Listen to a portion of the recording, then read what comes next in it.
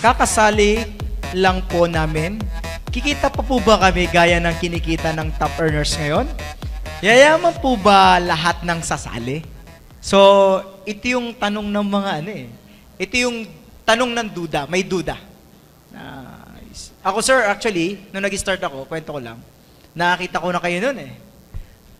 Same question. Same question. Sabi ko, grabe na sila eh. Magiging katulad pa ba o nila? Magiging buhay ko pa ba yung buhay nila? Which is na kwento nga kanina. So, Well, sa'yo sir. Personally speaking, alam nyo, ang networking landscape ngayon, pag sabing networking landscape, yung itsura ng networking ngayon, kumpara 10 years, 5 years, 18 years ago, is very, very different. If the question now is, kasasali mo pa lang at kikita ka, the question there is, kikita ka katulad ng top earners. Kasi mas marami na pong opportunity ngayon kesa dati. One example is this. Because of online marketing, we have awarded our top 20 recently sa Araneta, lalo na yung mga naka-attend. Karamihan ng mga top 20 doon, kilala nyo na. Pero meron hong top 20 na out of nowhere, biglang napasama sa top 20. Na hindi kilala, hindi sikat. Sir, bata, first time, new blood. Tsaka yung isa matanda. Oh, Yung isang matandang-matanda na nasa top 20, meron din siyang anak ngayon, pero alam niyo ba't nila nagawa yun? Nalagpasan nila marami pang mga earners kumpara sa kanila, na kabago-bago pa lang kumpara sa mga pioneers. Nagawa nila yon because of their market, yung online marketing. Yes. Kaya kung ang question ngayon, katulad ng pinag-uusapan natin, Roy, sa backstage kanina, ang daming kumikita ngayon Dami. sa online marketing na yung kinikita nila, hindi namin alam, silent type. Kinikita nila ang lalaki. Hindi katulad namin dati, ang opportunity natin, offline marketing lang. Offline. Mano-mano, prospecting, walang internet, walang FB. Ngayon, because of these facilities na available, maraming mga bagong distributors, tatalunin nila yung mga top earners ng AIM Global. Because of that. Because of this new technology. Yeah. For me Hindi lang naman, yan. sa akin naman sir, ang ano ko dito, oo. Kasi may binuksan na malaking gate na market para sa mga katulad nilang bago. Tsaka, we have to understand that kaya ako nasabing iba na yung landscape kasi mas educated na yung mga tao ngayon kumpara dati. Yes. Mas alam na nila na merong asenso sa networking. Dahil sa dami na nagkaroon ng resulta, maraming mga tao educated na in a way tungkol dun sa industriya. Kumpara mo 10 years, 15 years ago, ang tingin lang sa networking, direct selling. Ang tingin sa networking at that time, hindi mo pwedeng ikarir. Tingnan nyo sa nangyayari sa AIM Global ngayon. Networking, AIM Global na. Marketing plan na natin ang giging dahilan para magpa-uwi ng mga OFW. Ganun na siya kabigat ngayon. Grabe. Hindi na siya pwedeng gawing part-time, hindi lang siya pwedeng gawing full-time, pwede na siyang makapagpa-uwi ng OFW. Yes, sir. Can you imagine being an OFW, ano lang ang magko-compel sa'yo para umuwi? Sige nga. Ano lang ang magsasabi sa'yo para umuwi ka, Roy? Dalawa lang yan eh. Pag namatayan ka, Tapos tinanggal ka dun. Oo. Pag namatayan ka, uwi ka. O kaya, pag may mas malaki ka ng kinikita dito, na pwedeng pang-suporta ng buhay ng pamilya mo. Correct. And because AIM Global, ladies and gentlemen, can make these OFWs go home, it's just a sign, a very concrete sign, na yung marketing plan natin ganong katibay. Pwede nang magpa-uwi ng mga OFW. Kayo, Roy, 8 years ago, market nyo, Pilipinas lang. Actually, sir, Manila lang. Manila lang. Kayong bagong sasali, ang market nyo, 6 billion katao sa buong mundo. Malaki yung, Tatalunin. Alam mo kung may mas yung magsisipag pie market lang, nila, sir, mas lumaki. mas lumaki.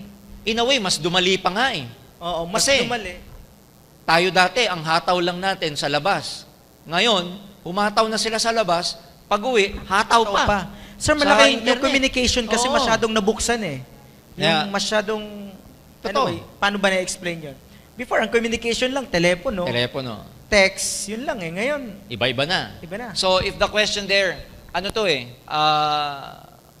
myth sa networking yung una-unahan ang kumikita. Ah. Matagal na pong myth, hindi totoo. Matagal nang hindi totoo sa networking yung pag nauna ka, hindi ka na pwedeng lagpasan ng mga nahuli. But let me tell you this, because of the technology and the market all over the world, maraming mga sisibol na new distributors na out of nowhere, bigla nilang tatalunin yung mga top earners natin.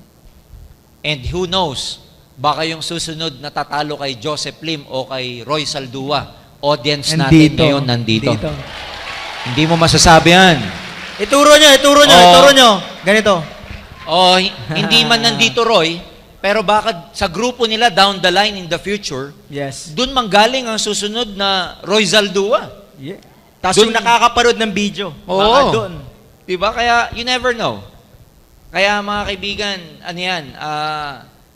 katulad ng mga matatagal ng networking, 50 years old na mga networking na.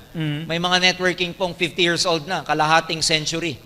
Pero magugulat kayo, may mga new distributors sila na kumikita pa rin kahit na lumang-luma na yung kumpanya Yung nila. mga na-meet natin, sir, sa Amerika. Thailand. Oo. Sa Amerika, sa Thailand, yung mga na-meet natin, ang tatagal ng networkers Tatanda na mga na, yun. no? Oo. Nakakagulat nga, gulat na gulat sila kasi sabi nila sa amin, yung mga new generation na networkers ngayon, ang laki ng lamang sa kanilang mga old generation networkers. Tama. Mas malaki na yung kikitain ng new generation kesa sa old generation. Yung second na question niya, yayaman po ba lahat ng sasali? That's the sad part. Because hindi lahat yayaman. Because hindi lahat magtutuloy. Hindi lahat may commitment. Yes, sir. Hindi lahat pag nahirapan, tuloy pa rin. Most people, pag nahirapan, nagkukwit. Most people, naiinip. Most people, napapagod. Most people, hindi matagalan ng frustration, challenges, and obstacle. Kaya, I dare to tell you, hindi po lahat ng sasali, yayaman. Ang yayaman lang ho talaga dito, yung tsatsagain talaga siya, hindi mag-give up, hindi magpapadala sa discouragement, hindi magpapadala sa frustration, yung tutuloy against the odd, at hindi magsasawa sa kaka-recruit at kaka-recruit. Saka, sir, ang yayaman, yung pumapalakpak. Ay, syempre. Saka sumisigaw. Nang malakas! Nang mas malakas! Yayaman lahat. Yan. Walang question, yayaman. Yayaman. Yayaman lahat. Lahat. Malakas eh. Okay? Alright. So, ako may dadagdag lang ako doon. Kasi sir, tinan mo ngayon ang 5 years old na marunong mag-Facebook. May kakilala ng mga iba-ibang lahi. Yun na lang eh. Yung dati, pag 10 years old ka noon, ang kilala mo lang yung kabarangay mo o pinsan mo. Hanggang doon lang.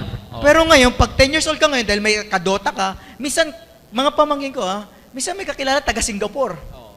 So yun lang yun Ang mga bagong generation ngayon, yung mas marami ng kakilala dahil nga sa internet. Totoo. Kaya, grabe ang potential ngayon, Grabe ang Roy. potential. Oo. Lagi nating sinasabi yung mga bagong join sa networking, ang swerte nyo kasi kami, para matuto kami nung araw, bibili pa kami ng libro sa National Bookstore. Kayo, may YouTube na. Free. May Google. Lahat mapapanood ninyo. Kaya, Download, audiobooks, libre. andito na lahat. Tamad na lang kasi, yun na lang eh. Kaya hindi yaman, ayaw makinig. Ayaw magtyaga. Kaya yung natutunan niya, hindi niya ginagawa. Yes. Yan ang mga talo ng networkers ngayon because of information overload. They know a lot, but they fail to do it.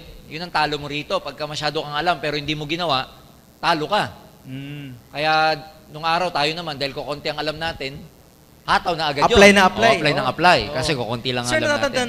natatandaan ko, ako yung, siguro mga second year ko sa network, dahil nga limitado yung teaching, pag may ibang company narinig ko may training, para akong aso. Uhaw na uhaw ka. Ako doon, training ako.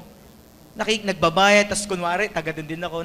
Nag-a-attend ako sa iba-ibang Para lang company. makasagap ka. Oo, kasi sabi ko, kailangan ko matuto kasi may pera dito. May Kaya pera. nga, if you paid today only a meager amount of 100 pesos and you will, ang binabayaran nyo naman dito yung hindi yung information na natututunan eh. Pag umattend ka ng training at may bayad, ang binabayaran mo doon yung years of experience nung nagte-train sa'yo.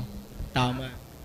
Kasi hindi mo matatawaran ng experience. Alam mo kung ang experience pwede lang ipasa, pinasa na namin eh. O ito, 18 years, iyon na. Di ba? Kung pwedeng ganun eh, hindi eh. Hindi. Pag may mga training at nagbabayad kayo, it's the piece of experience that you're actually paying for. Yung piece ng experience na yun, because can you imagine, itong mga sinasabi namin ni Sir, Roy. may dadagdagan ko. Ito, hindi to relevant, pero yung experience, may nagturo sa akin. Ang experience daw, sir, para daw siyang lente sa mata mo at sa utak mo, na habang may dumadagdag experience mo, kumakapal yung lente mo at nagiging malinaw lahat. So the more na experience mo, kaya sabi nga doon, just trust the process. Dapat ano ka doon sa process. Kasi habang doon tumatagal ka at nadadagdag yung experience mo, parang nadadagdagan yung kapal ng lens mo at nakikita mong mas malinaw lahat. Yung parang pag nakita mo kaagad ang opportunity, nakikita mo agad ang potensyal, nakikita mo kaagad na mayroon talagang future. Maganda kasi you gain wisdom with that. Nagkakaroon ka ng wisdom. Yun nga yung lagi kong sinasabi sa mga ibang distributors when I go around the country.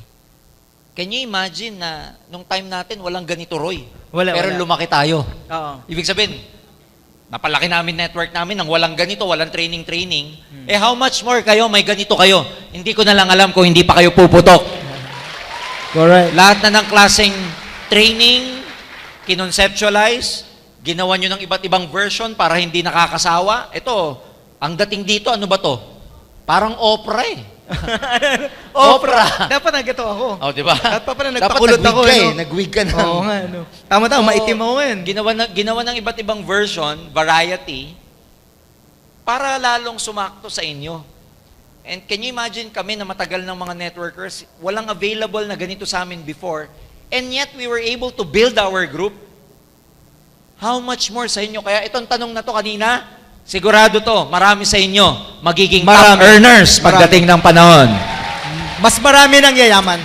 Mas marami na.